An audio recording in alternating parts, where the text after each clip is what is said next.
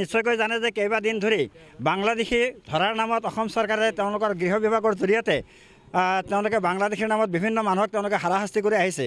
বিভিন্ন বৈধ নথিপত্ৰ থকাৰ পিছতো সেইসকল মানুহক বাংলাদেশী বুলি কৰায়ত্ব কৰি তেওঁলোকক জেল হাজতলৈ প্ৰেৰণ কৰা আপোনালোকে নিশ্চয়কৈ দৃষ্টিগোচৰ হৈছে। গতিকে এই ক্ষেত্ৰত আমি অসম চৰকাৰক ক'ব বিচাৰিছোঁ যে 1971 চনৰ 25 মাৰ্চৰ পূৰ্বে যিসকল মানুহ আহিছে সেইসকল মানুহ ভাৰতীয় আৰু তাৰপিছত যিসকল মানুহ অসমত অন্যায়ভাৱে অবৈধভাৱে অনুপ্ৰৱেশ কৰিছে তেওঁলোকক বাংলাদেশ হিচাপে চিনাক্তকৰণ কৰা হওক, বিদেশী হিচাপে চিনাক্তকৰণ কৰা হওক, আমাৰ কোনো ধৰণৰ আপত্তি নাই।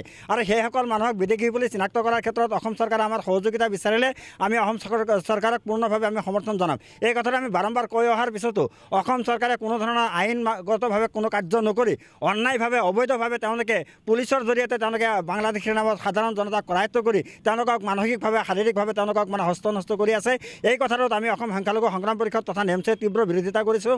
আমি অসম চৰকাৰক কৈছোঁ যিহেতু আইনী ব্যৱস্থা এটা আছে যে তেওঁলোকে ট্ৰাইব্যুনেল কোৰ্টৰ জৰিয়তে কোনো মানুহ যদি বাংলাদেশী হয় বা বিদেশী বুলি যদি সন্দেহ হয় সেইজন মানুহক ট্ৰাইব্যুনেল কোৰ্টৰ জৰিয়তে তেওঁক চিনাক্ত কৰি তেওঁক বাংলাদেশলৈ তেওঁক পঠিয়াই দিয়ক, আমাৰ কোনো আপত্তি নাই। এই কথাত আমি সহযোগ কৰিম। কিন্তু তাকে নকৰি তেওঁলোকে অন্যায়ভাৱে ৰাতিৰ অন্ধকাৰে তেওঁলোকে মানুহক উঠাই আনি তেওঁলোকে অত্যাচাৰ কৰিব, এই কথাটো আমি কোনো বাধ্যই মানি নলওঁ। সম্পূৰ্ণৰূপে হিমন্ত বিশ্ব শৰ্মা চৰকাৰে ৰাজনৈতিকভাৱে এই কথাটো তেওঁলোকে কাম কাজবিলাক আৰম্ভ কৰিছে। গতিকে ৰাজনৈতিক ষড়যন্ত্ৰ বন্ধ কৰি ন্যায় ব্যৱস্থাৰ প্ৰতি অসম চৰকাৰ তথা ভাৰতৰ মানুহে নাগৰিকে আস্থা প্ৰকাশ কৰি ন্যায় ব্যৱস্থাৰ মাধ্যমেদি যদি কোনোবা বাংলাদেশী আছে, বিদেশী আছে, সি হিন্দুৱে হওক বা মুছলমানেই হওক, তেওঁক যদি প্ৰত্যাৱৰ্তন কৰে তেনেহ'লে আমাৰ কোনো ক'বলগীয়া নাই।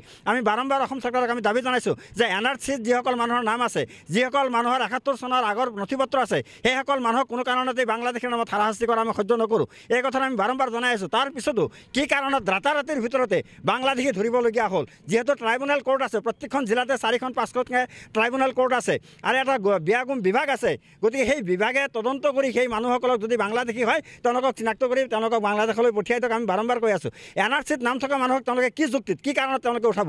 আৰু এটা কথা আপোনালোকে জানে যে লাখ লাখ কোটি কোটি টকা খৰচ কৰি NRC প্ৰস্তুত কৰা হ'ল। NRC প্ৰস্তুত কৰাৰ পিছত সেই NRCৰ কাৰ্ড আজি পৰ্যন্ত কোনো নাগৰিকক যোগান ধৰা নাই। এইটো হৈছে অসম চৰকাৰ তথা কেন্দ্ৰীয় চৰকাৰৰ সম্পূৰ্ণৰূপে ব্যৰ্থতা। আমি অসম চৰকাৰকো আমি আহ্বান জনাইছোঁ, আমি আছুকো আহ্বান জনাইছোঁ যে আপোনালোকে যুটীয়াভাৱে আমাক বিশ্বাস আৰু আস্থাত লৈ যিসকল বাংলাদেশী আছে তেওঁলোকক চিনাক্ত কৰাৰ ক্ষেত্ৰত আপোনালোকে গাঁৱে ভূঞে তেওঁলোকে অপাৰেশ্যন চলাওক। আমি তেওঁলোকৰ লগত সহযোগিতা আগবঢ়াম আৰু সেইখিনি মানুহক চিনাক্ত কৰি তেওঁলোকক বহিষ্কাৰ কৰাৰ কাৰণে আমি প্ৰথম পদক্ষেপ গ্ৰহণ কৰিম। এই কথাটো আমি বাৰম্বাৰ দাবী জনাই আহিছোঁ।